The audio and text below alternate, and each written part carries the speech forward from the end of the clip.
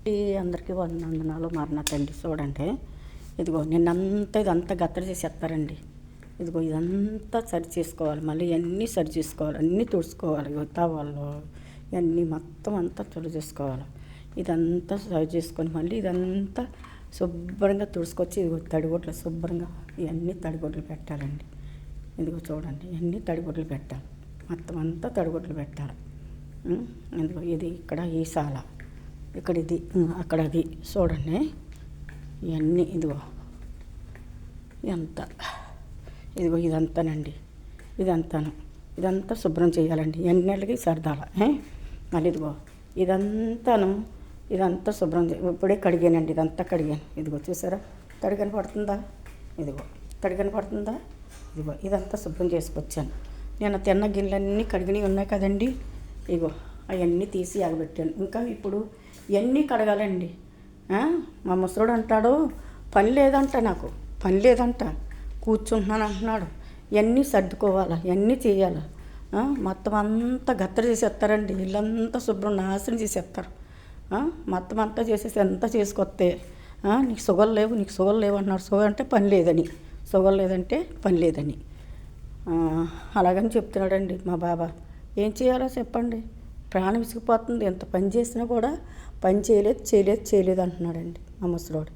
నేనేం చేయాలో అర్థం కాలేదు, ఏం చెప్పాలో అర్థం కాలేదు, ఎలాగా పని చేయాలో కూడా అర్థం కాలేదు. ఇంత పని, ఇంత ఇల్లండి, ఇంత ఇంటికి పని చేస్తున్నా కూడా మరి ఇంతలాగా తిడుతున్నాడు. ఏం బాబాయ్ ఎక్కడ కూర్చుంటే ఏమంటాడో అని భయం వేసి ఇదంతా శుభ్రం చేసుకొచ్చి ఎక్కడున్న గిన్నెలు అక్కడ చక్కబెట్టి మొత్తం ఆ సాలంతా తుడిసేసి శుభ్రం తడిగొడ్లు పెట్టాను. ఇగో ఇదంతా శుభ్రం కడిగేసి ఇది శుభ్రం చేశానండి.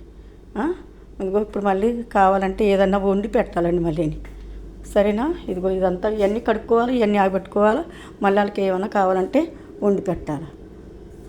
ఇదండి, ఇలా పని చేసినా కూడా లేదు అంటాడు. కొంచెంసేపు పని అయిపోయిన తర్వాత ఒక అరగంట, ఒక పావు గంట అలా కూర్చుంటే చూసి ఊరుకోలేడు. వాడు ఎప్పుడో పడుకొని వస్తాడు, అప్పటిదాకా ఈ పనులన్నీ చేసినా కూడా చేయలేదు అంటున్నాడు. ఏం చేయాలో అర్థం కావట్లేదు నాకు, నేను ఏం చేయాలో అర్థం కాని స్థితిలో ఉన్నాను. ఏం చేయమంటారు చెప్పండి?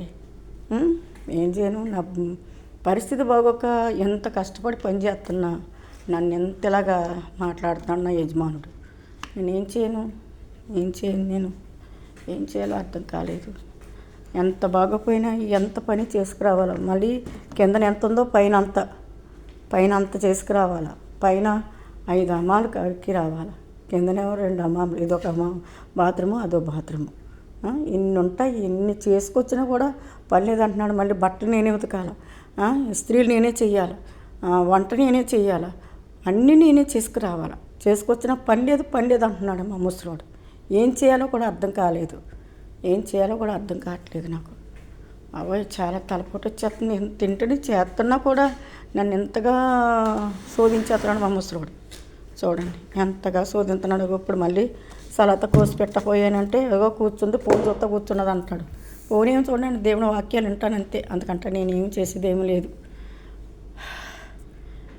ఇదండి నా పరిస్థితి, ఇలా ఉంది నా పరిస్థితి. ఏం చేయాలో కూడా అర్థం కాని పరిస్థితిలో ఉన్నాను. నాకైతే ఏమి చేయాలో కూడా అర్థం కావట్లేదు, ఇలా ఉంది నా పరిస్థితి. సరేనండి, నాకున్న బాధ ఎప్పుడు ఉన్నదిగానండి. అందరికీ మరణతండి, ఆయండి బాయండి, మరణతండి, మరణత చెప్తాము. పరిస్థితిని బట్టి ఇలా ఉండాలి.